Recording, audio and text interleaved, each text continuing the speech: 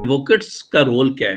क्योंकि आप सारे लोग एडवोकेट्स हैं, आप लोग विद्वान एडवोकेट्स हैं, लेकिन आप लोगों को चूँकि प्रोसीडिंग्स की जानकारी नहीं है, क्लाइंट को कैसे डील करना है, यह जानकारी नहीं है, किस स्तर पर डील करना है, कौन-कौन चीज़ें सामने आती हैं डील करने के दौरान, सबसे पहले इस चीज़ को आपको जान लेना ज़रूरी है। क्योंकि जब आपने एडवोकेट के रूप में अपने आप को एनरोल करा लिया है, तो हो सकता है कि कल को आपके पास क्लाइंट कल ही को चले आए, ठीक है? या तो आप जानते नहीं हैं, क्योंकि आप तो यह नहीं सोच सकते कि जब मैं ट्रेनिंग ले लूँगा तब मेरे पास आएँगे। जब आप एडवोकेट हैं, तो आपके पास क्लाइंट कभी भी आ सकते हैं। मेक इट अ पॉइंट, कभी भी क्लाइंट आपके पास आ सकते हैं। तो कैसे उनको डील करना है, कैसे कन्विंस करना है, और जब क्लाइंट आपके पास आएँगे तब क्या आगे प्रोसीड करना है, इसकी भी जानकारी आपको होनी चाहिए। और उसके बाद क्या प्रोविजंस है, इसकी जानकारी भी आपको होनी चाहिए। कोर्ट में कैसे मूव करना है, इसकी भी जानकारी आपको होनी चाहिए। ऐसे बहुत सारी चीज़ें ऐसी होती है जो कोर्ट के बाहर से ही निपटा ली जाती है। बहुत सारी चीज़ें ऐसी होती है जिसको कि कोर्ट के बाहर से ही निपटाया जा सकता है, ठीक है? तो उसकी जानकारी भी आपको होनी चाहिए, क्योंकि कोई भी क्लाइंट जो आपके पास आ रहा है, तो वो सॉल्यूशन के लिए आपके पास आ रहा है। तो आप सॉल्यूशन आप कोर्ट से जाकर दें या कोर्ट के बाहर से जाकर दें। आपको तो फ़ी मिलनी है, आप सलाह भी देते हैं तो आपको फ़ी मिलनी है। और आपको मैं बतला दूँ, मेरा मेरा प 26 साल का एक्सपीरियंस है। मैं एक सीनियर लॉयर के रूप में हाई कोर्ट में हूँ, लेकिन बहुत सारे केसेस को मेरी कोशिश यह रहती है कि बाहर ही उसका निपटारा कर दिया जाए, ठीक है?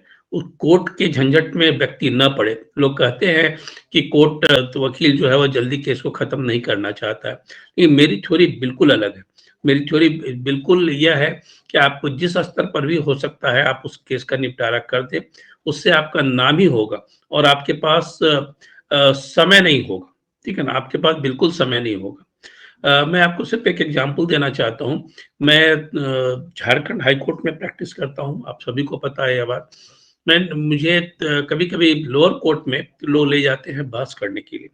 एक कोर्ट में मैं बहस करने के लिए दुमका में गया हुआ था। तो वहाँ मैंने जब देखा कि 12-13 साल से कोई केस पेंडिंग पड़ा हुआ है, तो मैंने वहाँ के लॉयर से पूछा, "क्या भई आप लोग बहस कर कर खत्म क्यों नहीं करते हैं? छोटा-छोटा सा मामला जब रहता है और इसमें यह चीज़ें हैं।"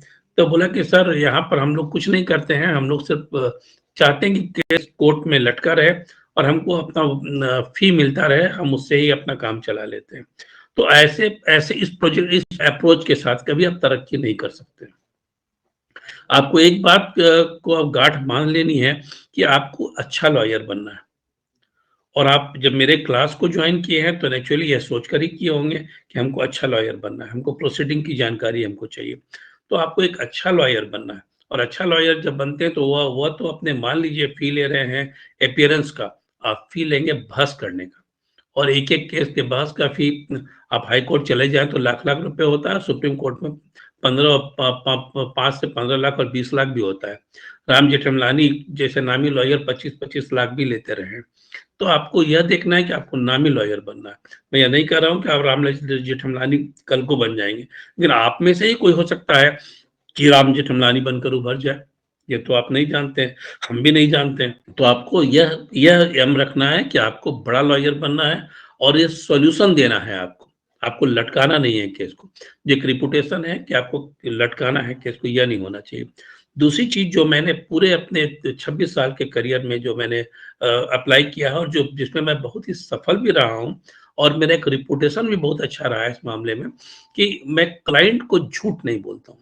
लोग कहते हैं कि लॉयर जो होते हैं वो लायर होते हैं। मैं इस थ्योरी के बिल्कुल अलग हूँ। जो सॉल्यूशन है वह बताइए कि यह सॉल्यूशन, यह प्रोविज़न है, इसमें यह चीज़ हो सकता है और इसका सॉल्यूशन ये है। दूसरी चीज़ है कि किस स्टेज पर आपका केस है। आप साफ-साफ उसको बतलाइए। आज तो सारा चीज़ ऑनलाइन है, लोग खुद भी देख सकते हैं, लेकिन मैं पिछले 26 साल से इन सारी चीज़ों को अप्लाई कर रहा हूँ और जो भी मेरे क्लाइंट एक बार बनते हैं, वो फिर क्लाइंट बनते हैं। आपको यह देखना है कि आपको क्लाइंट सिर्फ़ बनाना नहीं है, आपको क्लाइंट को रिटेन भी करना है और यह तभी संभव है जब जब आप चीज़ों को बहुत ही सत्यता के साथ, सफाई के साथ आप उसके सामने रखेंगे। तो क्लाइंट जो होंगे वो आप पर विश्वास करेंगे और आप उनके विश्वास पर खरे उतरेंगे तो आपके परमानेंट क्लाइंट बनेंगे। और जब एक परमानेंट क्लाइंट बनता है तो वो एक साथ 10 क्लाइंट को लेकर आता है, ठीक है। तो यह सारी चीजें तो है। कोर्ट में आप जाकर जो भी जगलरी कर लीजिए अपना, तो यह सारी चीजें कैसे एविडेंस को क्रिएट करना है और कैसे चीजों को सामने पुट करना है, और टेक्निक की बात है। लेकिन मैं आपको कह रहा हूँ कि अपनी साफ गोई को बिल्कुल बरकरार रखिए, अपनी ईमानदारी को बिल्कुल बरकरार रखिए, क्योंकि तभी आप बड़े लॉयर बन सकते हैं। तभी आप जो विद्वान लॉयर कहलाते हैं, सही अर्थों में आप विद्वान लॉयर और सफल लॉयर बनेंगे। तो यह तो हुआ थोड़ी बेसिक बातें हुई। अब मैं आ रहा हूँ आपको एडवोकेट्स का रोल कहाँ कहाँ पर है और क्या क्या रोल है और कैसे आपको हैंडल करना है चीजों को, इसको आपको जानना होगा। तो सबसे पहले मैं आता हूँ कि एडवोकेट्स का रोल है सबसे पहले क्लाइंट्स के साथ, क्योंकि जब क्लाइंट आपके पास आएगा, और ऐसे तो जब शुरू करने की बात आती है क्लास की, तो मैं ये कहता हूँ कि जब ऑफेंस होता है तभी क्रिमिनल केसेस शुरू होते हैं। लेकिन ऑफेंस होने के पहले ऑफेंस की संभावना भी तो रहती है ना। बहुत सारे डिस्प्यूट ऐसे होते हैं जिसमें ऑफेंस होता नहीं है लेकिन ऑफेंस की संभावना है, और इसके लिए सीआरपीसी में प्रोविजन भी किया गया है, ठीक है ना। सीआरपीसी में प्रोविजन किया गया है आपको इंफॉर्मेटरी पिटीशन का, यह संभावना पर किया गया है ना। तो संभावना है तो क्लाइंट आपके पास आएंगे। आज ही मेरे पास एक बॉम्बे से क्लाइंट ने फोन किया कि सर मेरे साथ ऐसा हो सकता है, तो इसमें क्या मुझे करना चाहिए। तो एक क्या था, सलाह ही था। और आप सोचिए कि बॉम्बे से हमको फोन पर पे किया जा रहा है, वो मेरे सलाह का ही ना पेमेंट है। तो आपको आपको सबसे पहले किस स्तर पर डील करना है, क्लाइंट को डील करना है वो सजेशन के स्तर पर, ठीक है ना, सजेशन के स्तर पर। दूसरा आपको डील करना भी, पिछले क्लास में मेरे एक मित्र ने पूछा था कि पुलिस को कैसे डील करें सर। उनका इशारा जिस ओर था मैं उस पर चर्चा नहीं करना चाहूंगा। आप अपने क्लाइंट को ये बोलिए कि देखिए ये चीजें हैं, जैसे पुलिस का रोल कहाँ पर होता है, एफआईआर जब हो रहा है। मैं बतला रहा था आप लोगों को कि वकील के रोल के बारे में, कि वकील का रोल कहाँ पर होता है। और सबसे पहले क्लाइंट की बात मैंने कही थी। दूसरी बात जो मेरे मित्र ने मुझसे पूछा था कि सर वकील को कैसे डील किया जाए, ठीक है। ये थोड़ा थोड़ा डिफरेंट है, या वकील का काम यह नहीं है, लेकिन चूंकि लोअर कोर्ट में आप प्रैक्टिस करते हैं तो वहां पर ये इस बात की आवश्यकता पड़ जाती है। कुछ लोग इसको दूसरे रूप में भी लेते हैं, जैसे पुलिस डायरी लिख रही है, कभी कभी पुलिस डायरी में थोड़ा गड़बड़ भी करती है, तो वहां पर आप ऑब्जेक्शन कर सकते हैं, ठीक है। लेकिन जो मैनेज करने का काम है वो आपके क्लाइंट करें तो बेहतर होगा। इस मामले में मैं ज्यादा कुछ सलाह नहीं दूंगा, लेकिन वहां पर डायरी जो है वह बहुत ही महत्वपूर्ण होता है, इस बात को आप जान लें। डायरी यदि सही सही लिखा गया, ठीक है, तो केस आपके फेवर में आ सकता है। क्योंकि जब भी आप बेल पिटीशन मूव करते हैं, क्वेशिंग पिटीशन मूव करते हैं, तो कोर्ट जो है वह केस डायरी को कॉल फॉर करता है, ठीक है। सबसे पहले केस डायरी को कॉल फॉर करता है और देखता है कि केस डायरी में क्या है, पुलिस क्या सही की है क्या गलत की है उससे मतलब नहीं है, रिटर्न में क्या है यह सबसे इंपॉर्टेंट है। इस बात को आप ध्यान में रखें। तो बाकी आप खुद समझदार हैं कैसे क्या करना है पुलिस के साथ, इस पर मैं ज्यादा चर्चा नहीं करूंगा। मैं प्रोविजंस और प्रोसीडिंग्स की बात करने जा रहा हूँ। सबसे पहले हेड को डिफाइन कर दूं, और तब मैं कैसे कैसे आप डील करेंगे इसकी भी चर्चा मैं करूंगा। जब आपके पास क्लाइंट आ जाता है, जब आप सजेशन दे देते हैं, तब सेकंड स्टेज आता है कि वह, जैसे मान लीजिए कि एफआईआर ही करनी है, ठीक है, तो एफआईआर की ड्राफ्टिंग कैसे होगी, ये भी आप ही का काम है, ठीक है। तो सबसे पहले मैं क्लाइंट की डीलिंग पर आता हूँ। या क्लाइंट की डीलिंग में सजेशन जो है वह बिफोर अकरेंस, दो तरह के सजेशंस की बात यहाँ पर आएगी। एक तो बिफोर अकरेंस है और दूसरा है आफ्टर अकरेंस। बिफोर अकरेंस आपके पास कौन आएगा, बिफोर अकरेंस आपके पास आएगा विक्टिम, ठीक है ना, कि मेरे साथ prospective victim, make it A point, अभी वह विक्टिम नहीं है, वो प्रोस्पेक्टिव विक्टिम।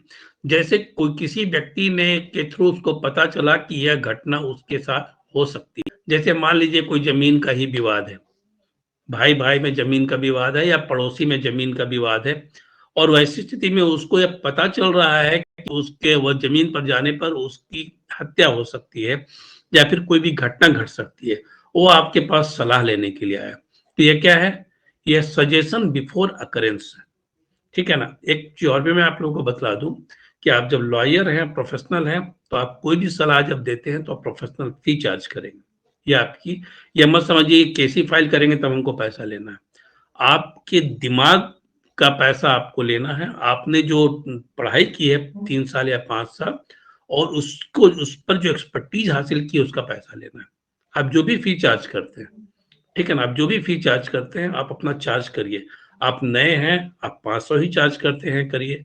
मैं मान लीजिए 26 साल पुराना हूँ, मैं 25,000 चार्ज करता हूँ अपना सलाह देने का, ठीक है? तो वह अलग इश्यू है। जो भी चार्ज करते हैं क्योंकि आपकी वैल्यू भी तभी रहेगी जब आप फी चार्ज करेंगे।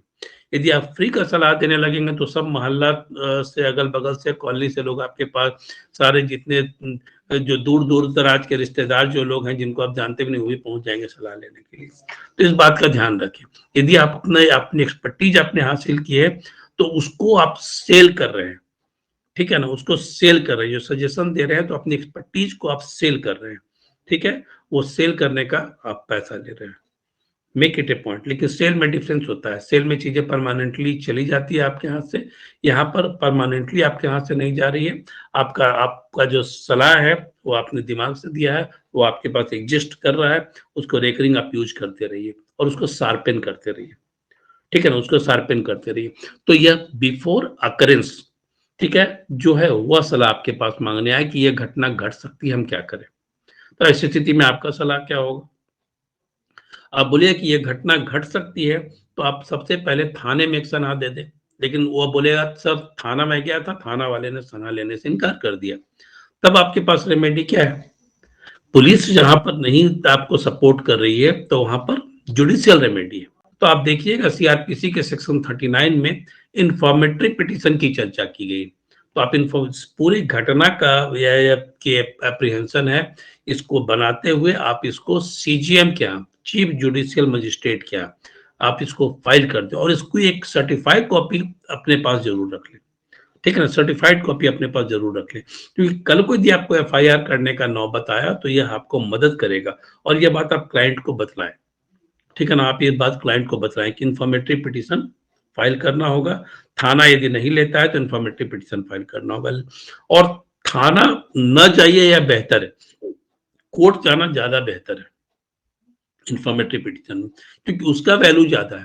थाना जो सनहा जो देने जाते हैं इन्फॉर्मेटरी पिटीशन, जिसे सनहा हम कहते हैं थाने में, उसकी सर्टिफाइड कॉपी आपको नहीं मिलती है। लेकिन आप जब इन्फॉर्मेटरी पिटीशन फाइल करते हैं सेक्शन 39 ऑफ द सीआरपीसी में, सीजीएम का, तो उसकी सर्टिफाइड कॉपी मिलती है जिसका एविडेंटरी वैल्यू है, ठीक है ना? जिसकी एविडेंटरी वैल्यू है। इस बात को आप ध्यान में रखेंगे कि वह एविडेंटरी वैल्यू को भी आपको ध्यान में रखना है। कोई भी जब आप चीज़ों को करते हैं तो उसका एविडेंटरी वैल्यू क्या है, उसको एविडेंस के रूप में कैसे यूज़ करेंगे, इस बात को आपको ध्यान में रखना है, ठीक है? तो इस ढंग से आप जो बिफोर अकरेंस है, ठीक है ना? प्रायर टू अकरेंस है, वहाँ पर आपका रोल चला आता है। अब है कि आफ्टर अकरेंस आपके पास कौन आ रहा है? ठीक है ना? आफ्टर अकरेंस आपके पास या तो विक्टिम आएगा या फिर एक्यूज्ड आएगा, ठीक है? विक्टिम की तरफ से तो प्रोसिक्यूशन खड़ा होता है, जो सरकारी वकील है। तो वहाँ पर तो उसकी तरफ से सरकार खड़ी होती है, क्योंकि जब क्रिमिनल कोई एक्ट होता है, कोई क्रिमिनल अकरेंस होता है, मेक इट अ पॉइंट, जब सिविल ऑफेंस होता है तो 2 व्यक्तियों के बीच में होता है। इस बात का डिफरेंस आप जान लें कि जब सिविल ऑफेंस होता है तो 2 व्यक्तियों के बीच में होता है। जैसे मान लीजिए किसी व्यक्ति ने आपसे पैसा लिया और पैसा लेने के बाद वह नहीं देने को तैयार हुआ, मुकर गया, तो वो सिविल ऑफेंस है, ठीक है ना? चेक आपको किसी व्यक्ति ने चेक दिया, ठीक है ना? वो चेक बाउंस कर गया, यह एक एक्सेप्शन है। ये सिविल ऑफेंस भी और क्रिमिनल ऑफेंस भी है। सिविल ऑफेंस और क्रिमिनल ऑफेंस में अंतर है। सिविल ऑफेंस में सजा नहीं होती है, कंपनसेशन होता है, ठीक है? आपको का पैसा लिया, आपको पैसा लौटाना है उसको पेनल्टी के साथ। चेक बाउंस के मामले में चेक बाउंस हुआ, चेक बाउंस का पैसा लौटाना है, 1 लाख का चेक है तो 2 लाख की पेनल्टी के साथ लौटाना पड़े। लेकिन यह एक एक्सेप्शन है, ठीक है ना? यह एक एक्सेप्शन है, इस बात को जान लें। चेक बाउंस का जो मामला है, वो सिविल कम क्रिमिनल ऑफेंस है, उसमें 2 साल की सजा भी होती है, ठीक है? 2 साल की सजा भी होती है।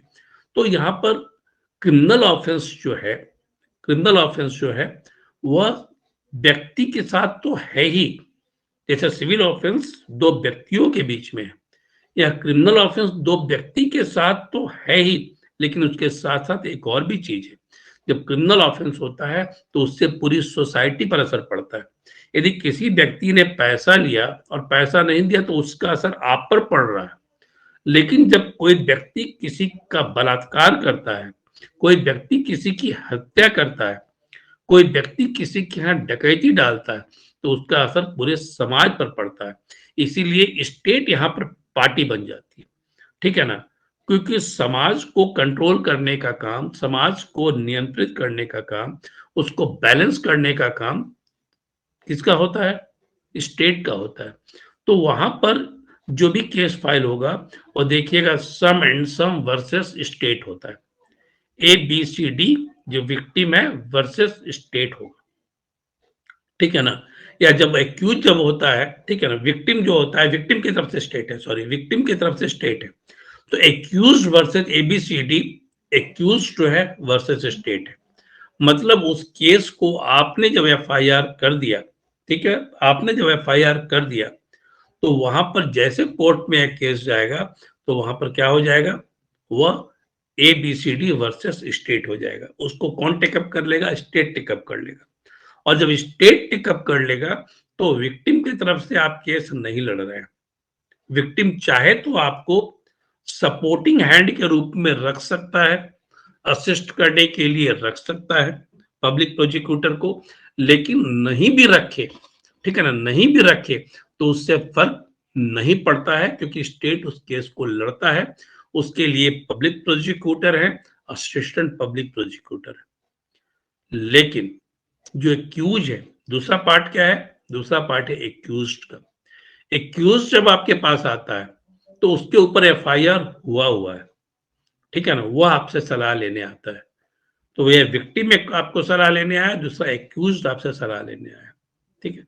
और एक्यूज जो सलाह लेने आएगा, उसकी फी आपको बहुत ज्यादा मिलती है भी जाने, क्योंकि आपको बचाना है उसको।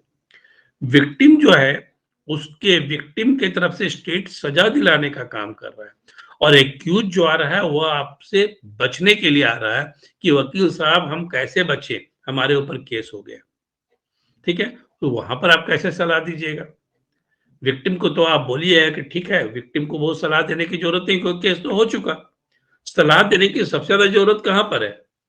वह एक्यूज को सबसे ज्यादा सलाह देने की जरूरत है। अब जैसे मान लीजिए एक्यूज आता है और कहता है कि वकील साहब मेरे ऊपर तो FIR लॉन्च कर दिया गया है, फिर कंप्लेन केस हो गया है। FIR लॉन्च कर दिया गया, कंप्लेन केस हो गया। आपके पास सिंपली समझिए, कल आपके पास एक क्लाइंट आया कि वकील साहब मेरे पर FIR कर दिया गया है, ठीक है, या बोला मेरे पर कंप्लेन केस कर दिया गया। अब इसमें हम क्या करें? आपका स्टेप क्या होगा? अब बोलेगा ठीक है, FIR की कॉपी हमको दो। बोले FIR की कॉपी मेरे पास नहीं है। बोले ठीक है, FIR की कॉपी हम निकाल लेते हैं।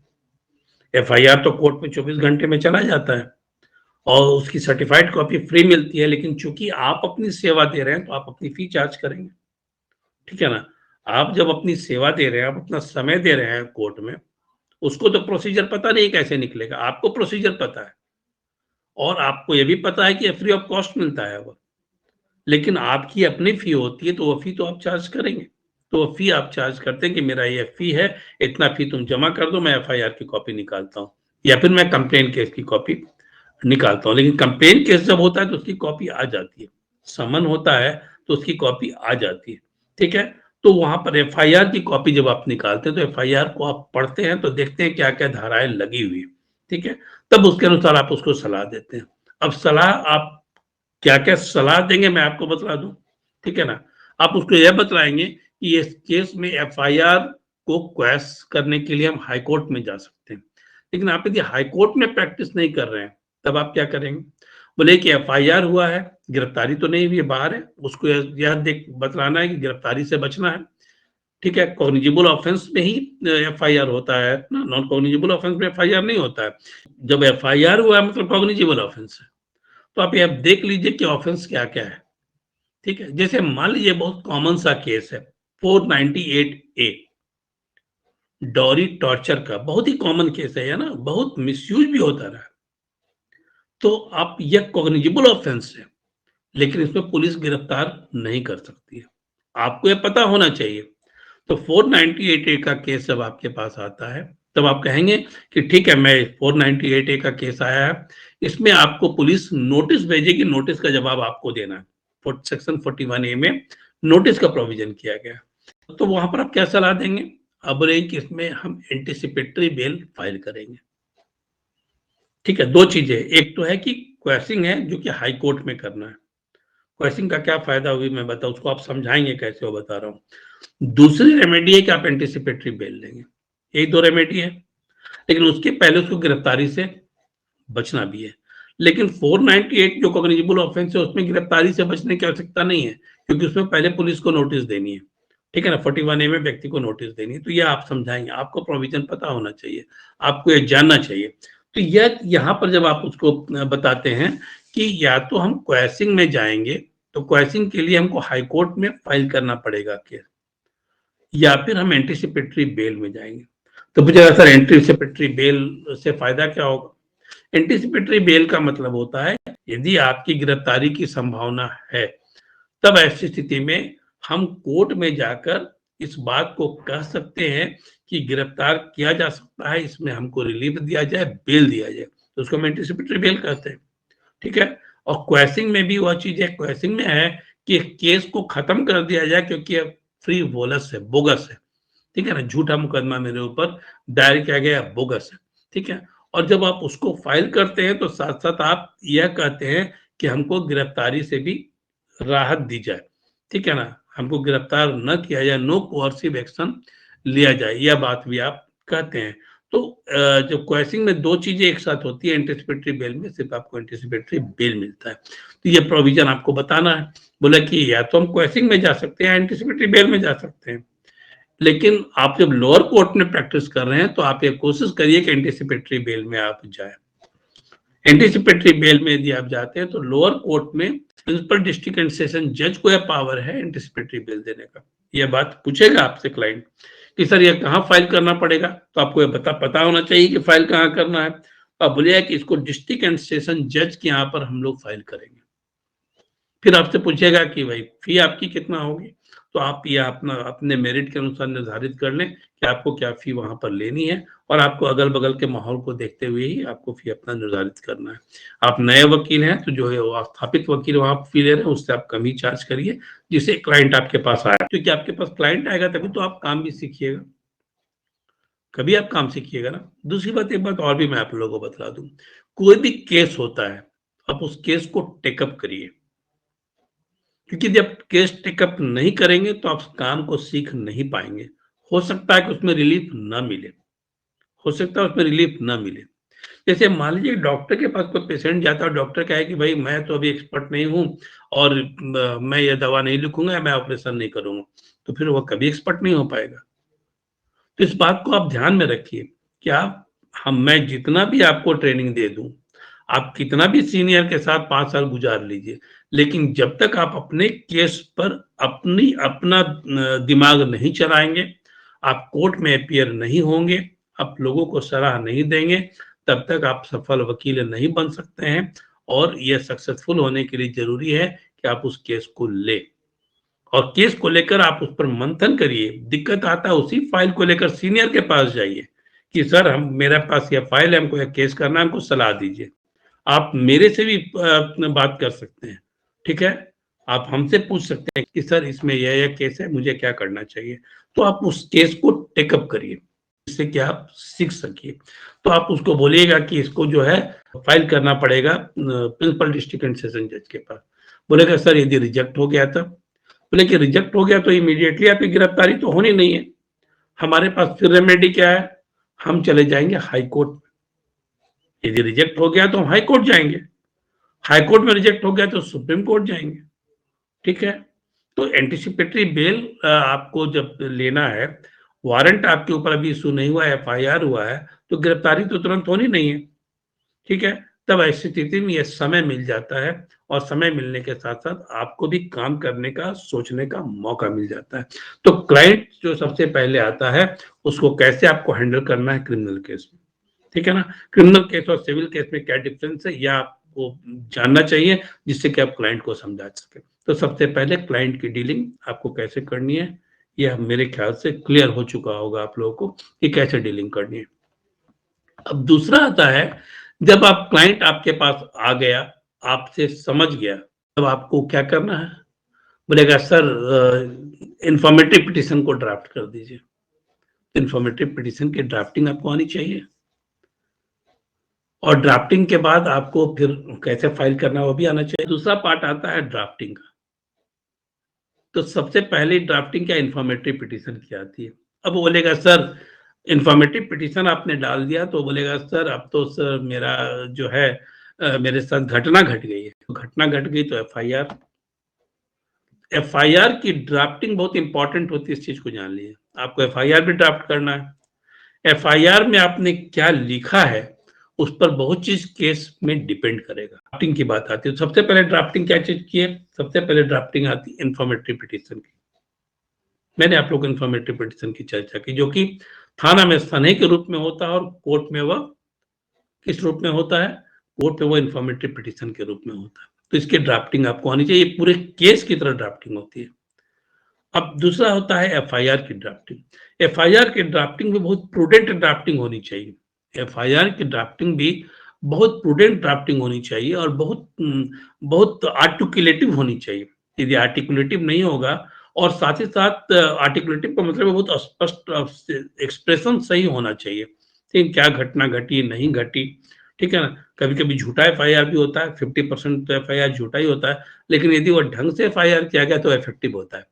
ठीक है ना? ढंग से किया गया तो एफआईआर इफेक्टिव होता है और जब वकील के द्वारा ड्राफ्टिंग किया गया है तो उसको तो इफेक्टिव होना ही चाहिए। और एफआईआर की ड्राफ्टिंग में जो आपको इस बात का ध्यान रखना है कि घटना का सही विवरण हो, घटना का स्थल, घटना का समय और सारे के बीच में तालमेल हो और साथ ही साथ 2 गवाह हो। तो दूसरी चीज क्या हुई? आपकी एफआईआर की ड्राफ्टिंग। क्लाइंट जब आपके पास आ गया, आपके पास फी जमा कर दिया, तब का यह प्रोसेस। सलाह लेने का फी अलग है और इसका फी अलग है, ठीक है ना? हर एक स्टेज का फी जो है वह आपको मिलना है, ठीक है ना? हर एक स्टेज का फी मिलना है आपको, ठीक है? जैसे डॉक्टर के पास जाते हैं तो कंसल्टेशन का अलग मिलता है ना, और जब वो ऑपरेशन करने जाता है, प्रोसीजर करता है तो अलग मिलता है। इसी ढंग से एक वकील का भी है, सलाह जो देता है उसकी फी अलग होती है और जो प्रोसेस में आता है तो उसकी फी अलग होती है, ठीक है? Make it A point. अच्छा लॉयर भी वही होता है जो फी चार्ज करता है। जो फ्री का करता है वह फ्री भी करिए, मैं नहीं कर रहा हूँ फ्री नहीं, मैं बहुत सारा केस प्रो बोनो करता हूँ, गरीबों का केस बहुत सारा प्रो बोनो करता हूँ, ठीक है? मेरे पास जो जूनियर केस लेकर आते हैं मैं उनका केस प्रो बोनो करता हूँ, जिससे कि जूनियर की कमाई हो जाए। जूनियर जो है वह कुछ कमा सके, वह अपने पाँव पर खड़े हो सके, तो वो सब मैं प्रो बोनो करता हूँ। तो आप लोग का समय वह अभी नहीं आया है, आप लोग भी उस चीज़ को करिएगा, लेकिन जो गरीब है उनका तो केस ज़रूर करिए, फ्री में करिए, कोई दिक्कत नहीं है, वो नाम ही आपको देगा और केस भी देगा आपको। अब आता है दूसरा, आता है उसके बाद ड्राफ्टिंग। यदि आप लोअर कोर्ट में कर रहे हैं तो आपको एंटीसिपेटरी बेल की ड्राफ्टिंग, ठीक है ना? एंटीसिपेटरी, अब एक अभी तक आप विक्टिम का कर रहे थे, अब आप एक्यूज आपके पास आया है डिफेंस के लिए। एक्यूज जो आपके पास आया है वह किस चीज के लिए आया है? डिफेंस के लिए आया है। तो डिफेंस कैसे? मैंने आप लोगों को बतलाया कि वो क्वेशिंग या एंटीसिपेटरी बेल। तो एंटीसिपेटरी बेल की ड्राफ्टिंग कैसी करनी है आपको जानना चाहिए। आप एंटीसिपेटरी बेल की ड्राफ्टिंग आपको करनी है, ठीक है? क्योंकि केस आपके पास आ चुका है, अब तो आप ये दौड़ नहीं सकते हैं ना कि हम एंटीसिपेटरी बेल कहाँ से कराएं, क्योंकि उसको तो हर बड़ी क्लाइंट आपके माथे पर सवार रहेगा, सर आपने केस फाइल किया। तो आपको ड्राफ्टिंग आनी चाहिए। ड्राफ्टिंग यदि साउंड तरीके से कर रेडी रहेंगे और क्लाइंट को दिखा देंगे तो क्लाइंट बहुत ही इंप्रेस होगा कि भाई मेरे वकील साहब बहुत इंटेलिजेंट वकील है, बहुत जानकार वकील है, ठीक है? दूसरा चीज, टर्म्स भी आपको जानना चाहिए। कुछ कुछ टर्म्स, लीगल टर्म्स से आपको अवेयर होना है, जो क्लाइंट को आपको समय समय पर बताना है, ठीक है? क्योंकि सीधे सीधे आप ठेठ तरीके से समझाना शुरू करिए तो क्लाइंट को लगेगा तो हम भी जानते हैं, तो आपको थोड़ा लीगल टर्म सब भी यूज करना है, इस बात को भी आपको ध्यान में रखना है। अब मान लीजिए कि वो आपका एक्यूज जेल चला गया है, तो आपको बेल की ड्राफ्टिंग भी आनी चाहिए, इसके बाद आपको क्वेशिंग पिटीशन की ड्राफ्टिंग आनी चाहिए, यदि आप हाई कोर्ट में प्रैक्टिस कर रहे हैं तो। लोअर कोर्ट में यदि प्रैक्टिस कर रहे हैं तो आपको इससे कोई लेना देना नहीं। ये हाई कोर्ट में सेक्शन 482 के तहत क्वेशिंग फाइल होता है और इंडियन कॉन्स्टिट्यूशन के आर्टिकल 226 के तहत क्वेशिंग फाइल होता है। यदि आप लोअर कोर्ट में प्रैक्टिस करना चाहते हैं तो सिर्फ आप इस चीज को जानिए कि क्या होता है, क्लाइंट को जो बतलाना है कैसे बतलाएंगे, लेकिन आपको बहुत जानने की आवश्यकता नहीं है क्योंकि आप अपनी चीजों पर कंसंट्रेट करिए। अब फिर आता है कि आप जब एबीए और बीए फाइल कर देते हैं और उसमें कुछ डॉक्यूमेंट छूट गया, बहुत बार ऐसा होता है ना, और नए वकील के साथ बहुत बार ऐसा होता है। आपको 4 एविडेंटरी डॉक्यूमेंट्स को सबमिट करना है, उसमें से कुछ डॉक्यूमेंट छूट गया, तो जो डॉक्यूमेंट छूट गया उसको आप कैसे डालेंगे? आप ऐसा तो नहीं ना है कि गए कॉपी का पन्ना खोले उसमें अटैच कर दिए, स्टेपल कर दिए। आपको उसमें सप्लीमेंट्री एफिडेविट के थ्रू डालना होगा। सप्लीमेंट्री एफिडेविट कैसे ड्राफ्ट करना है, यह भी आपको जानना चाहिए। सप्लीमेंट्री एफिडेविट क्या होता है, यह भी आपको जानना चाहिए। तो ये सब चीज को यदि आप जान लेते हैं तो आप क्लाइंट को बेहतर ढंग से समझा पाते हैं और केस को बेहतर ढंग से हैंडल कर पाते हैं। मान लीजिए कोई विक्टिम आपके पास आया, अब मैं एक्यूज से विक्टिम पर फिर आ रहा हूँ। विक्टिम आपके पास आया, बोला घटना घट गई, एफआईआर करने के लिए मैं गया था तो एफआईआर पुलिस ने नहीं लिया, तब आप क्या सलाह देंगे उसको? आप बोलेंगे कि भाई तो कंप्लेन केस करना पड़ेगा हमको। कंप्लेन केस कहाँ होगा? वो मजिस्ट्रेट के पास होगा, कोर्ट में होगा। पुलिस ने एफआईआर नहीं लिया तो कंप्लेन केस करना पड़ेगा। तो कंप्लेन केस आपको ड्राफ्टिंग कंप्लेन केस की आनी चाहिए। अब कंप्लेन केस आपने कर दिया, उसमें फिर आपको मान लीजिए सप्लीमेंट्री एफिडेविट की जरूरत पड़ी, वह तो ड्राफ्टिंग आपको आनी चाहिए। मान लीजिए कि ए जो है वह विक्टिम के तरफ से कंप्लेन केस फाइल किया और आप ही में से कोई बी है जो कि एक्यूज के तरफ से उसको जवाब देना है, तो उसको रिटन स्टेटमेंट फाइल करना पड़ेगा। तो रिटन स्टेटमेंट की फाइलिंग भी आपको, ड्राफ्टिंग भी आपको आनी चाहिए। तो यह तो प्रिलिमिनरी स्टेज है, ठीक है ना, जहां पर ड्राफ्टिंग की बात, प्रिलिमिनरी स्टेज की मैं बात कर रहा हूँ, फर्स्ट स्टेज की। यह फर्स्ट स्टेज ऑफ ड्राफ्टिंग है जो कि आपको तुरंत में आपको जरूरत पड़ सकता है, हो सकता है कि वह 10 दिन के अंदर ही आपको जरूरत पड़ जाए, ठीक है। तो ये सारी चीजों को आपको जानना चाहिए। अब इसके बाद क्या आता है? इसके बाद फाइलिंग की बात आती है। फाइलिंग की बात जब आती है तो उसमें रजिस्ट्री होता है। लोअर कोर्ट में सिरजदार होता है और हायर कोर्ट में रजिस्ट्री होती है जहां पर आपको फाइल करना पड़ता है। तो आपको फाइलिंग ऑफ द केसेस आना चाहिए। आप लोअर कोर्ट में हैं तो आप खुद ही फाइल करते हैं, मेक इट ए पॉइंट, इसको एकदम क्लियर रहिए। यदि आप लोअर कोर्ट में तो आप खुद ही फाइल कर रहे हैं, हाई कोर्ट में है तो आपका मुंशी फाइल करता है। मुंशी को ही, आप किसी मुंशी को पकड़कर, आप नए लॉयर हैं तो किसी सीनियर के लॉयर मुंशी को पकड़ कर दीजिए, वह उसको फाइल करता है। वो आपको नहीं फाइल करना है, वह मुंशी को फाइल करना है, क्योंकि उसमें मुंशी का हस्ताक्षर भी होता है। लोअर कोर्ट में वकील का हस्ताक्षर होता है, ठीक है। तो आपको फाइलिंग आनी चाहिए। अब फाइलिंग के बाद जो है वह डिफेक्ट लगता है। मान लीजिए आपने कहीं पर गड़बड़ी कर दी है, जैसे मान लीजिए एफआईआर नंबर आपने गलत डाल दिया, थाना गलत डाल दिया, जिला गलत डाल दिया, बहुत बार ऐसा हो। अंदर जो ड्राफ्ट किया उसमें कुछ कुछ गलती है, पिटिशनर का नाम गलत है, कहीं पर आपने कोर्ट का जुरिस्डिक्शन गलत लिख दिया है, तो ऐसी स्थिति में डिफेक्ट लग जाता है। तो जो डिफेक्ट लगता है वहां पर आपको डिफेक्ट रिमूव करने आना चाहिए। तो डिफेक्ट रिमूवल कहाँ होता है? लोअर कोर्ट में सिरजदार के पास ही डिफेक्ट रिमूवल की जिम्मेवारी होती है, लेकिन हाई कोर्ट में भी आप प्रैक्टिस कर रहे हैं तो स्टैंप रिपोर्टिंग अलग होती है, ठीक है ना। स्टैंप रिपोर्टिंग डिपार्टमेंट अलग होता है, वह रिपोर्ट करता है और वह तब फाइल जाता है डिफेक्ट सेक्शन में। और जब डिफेक्ट सेक्शन में जाता है तो वहां पर वह फाइल को आपको देखना होता है, वहां पर आपको रिमूव करना पड़ता है और सुधारना पड़ता है। अब मान लीजिए डिफेक्ट में आप गए ही नहीं, आपको पता ही नहीं चला, आप नए लॉयर नहीं पता चला, तो आपको लिस्ट देखना होगा। अब रजिस्ट्रार के पास वो चला जाएगा हाई कोर्ट में, लोअर कोर्ट में सिरजदार के पास ही रहेगा, वहां पर हाई कोर्ट में रजिस्ट्रार के पास चला जाएगा और लिस्ट में आ जाएगा। रजिस्ट्रार के पास भी आप नहीं कर पाए तो चला जाएगा रजिस्ट्रार जनरल के पास, वहां भी जाकर आप डिफेक्ट रिमूव कर सकते हैं। उसके बाद भी नहीं हुआ और लग गया कोर्ट में, तो कोर्ट में आप इग्नोर करवा सकते हैं, रिक्वेस्ट कर जज से, ठीक है ना। इसका सबका अपना प्रोसीजर है। आप वहां पर रिक्वेस्ट कर सकते हैं कि यह जो है वह डिफेक्ट है लेकिन इसको इग्नोर नहीं किया जा सकता है, तो इसको आप माफ कर दिया जाए, ठीक है ना, इग्नोर कर दिया जाए तो वहां पर भी इग्नोर होता है। तो इस स्तर पर डिफेक्ट कैसे रिमूव होना है ये आपको जानना चाहिए। इसके बाद जब डिफेक्ट रिमूव हो जाता है तो लिस्टिंग होती है केस की। आपको जानना चाहिए लिस्टिंग कैसे होती है, लिस्ट कैसे पढ़ना है, कौन सा केस कब लगा हुआ है, क्योंकि उसके अनुसार आप अपियर होंगे ना। तो यहाँ पर वकील का ही रोल है, क्लाइंट का तो रोल नहीं है, वो क्या आपका ही रोल है कि आप कैसे उसको करेंगे। और जब अब आप आते हैं उसके बाद मान लीजिए कि डिफेक्ट लग गया है, रिमूव हुआ, बाद में पता चला नहीं डिफेक्ट रिमूव हुआ है और लिस्टिंग हो ही नहीं रही है, तब आप कैसे पता करेंगे? कोई लिस्ट में पता नहीं चल रहा है, कहीं कुछ नहीं पता चल रहा है, सेक्शन में जा रहे हैं पता नहीं चल रहा है, तब आप डालेंगे इंस्पेक्शन। ठीक है ना, तब आप डालेंगे इंस्पेक्शन कि इंस्पेक्शन उसके लिए कुछ फी होती है, स्टाम्प जमा कर के रूप में होता है, वो उसको जमा करना होता है और आप इंस्पेक्शन में डालेंगे तो आपको फाइल मिल जाएगा। तो फाइल आप देखेंगे तो आपको पता चलेगा कि इसमें यह डिफेक्ट रह गया था जो रिमूव नहीं हुआ और इसके चलते फाइल जो है वह कहीं पर सेल्फ में पड़ा रह गया, जिसको कि गताल खाता में पड़ा बोलना बोलते हैं, जो कि कहीं पर सड़ रहा है, निकल ही नहीं पाया, क्लाइंट आपका माथा खा रहा है। तो आप वहां बोलिएगा क्लाइंट को हम इंस्पेक्शन में जा रहे हैं, इंस्पेक्शन की इतनी फी है, और फी जमा करनी होगी वहां पर, तब इंस्पेक्शन करेंगे, तब वो सारी चीजें जो है वो क्लियर हो पाएंगी। अब इसके बाद जब आता है, जब सारी चीज हो जाती है तो ये चला जाता है बेंच के पास, जहां पर आपको बहस करना होता है। ठीक है, अब आपको डील किसको करना है? अभी आप किसको डील किए? क्लाइंट को डील किए। पुलिस की बात जो मैंने की, पुलिस को डील करने का काम मैंने कहा कि वह किसका है? पुलिस को डील करने का काम क्लाइंट पर छोड़ दीजिए। ठीक है ना, आपको बोलता है तो फिर आप अपने तरीके से डील करिए। उस पर मैंने पहले ही कहा कि मैं तो ओपिनियन नहीं देने जा रहा हूँ। तीसरा है कि आपको जब क्लाइंट आपके पास आ गया, कन्विंस हो गया, तो अब केस की ड्राफ्टिंग की बात आती है, वो स्टेज आता है।